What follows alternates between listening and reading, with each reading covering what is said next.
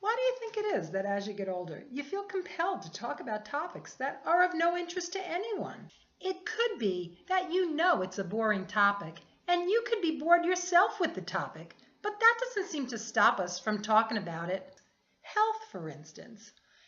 Everyone's health, your own and Harry's brother's, uncle's, cousin's, sister, anyone's.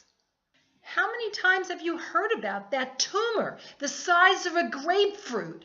How many stents he had put in? I once talked to a guy who had 12. Or the rash that they couldn't find an answer to. They just didn't know what was causing it.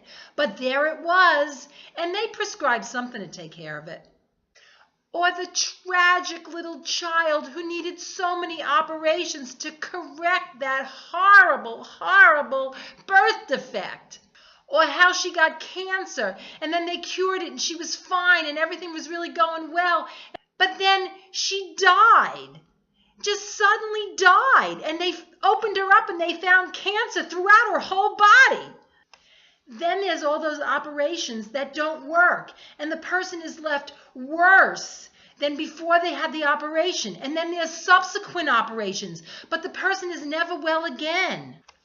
These topics are particularly uninteresting when the person who we're telling them to doesn't even know who we're talking about. Then there's the weather. You get up in the morning, you look at the Weather Channel, you check what the weather is on the internet at a few different sites. Then anybody who you talk to or email with for the whole rest of the day, you're asking them what the weather is by them. Oh, I saw that on the news. Or, yes, I heard it was very bad. And then you tell them what your weather is like. You give your condolences to those people in the places where the weather is really bad, and you feel jealous of those people in the places where the weather is really good. And if the weather is really good where you are and where the person who you're talking to are, you might want to talk about the weather that's bad somewhere else. It's got to be bad somewhere.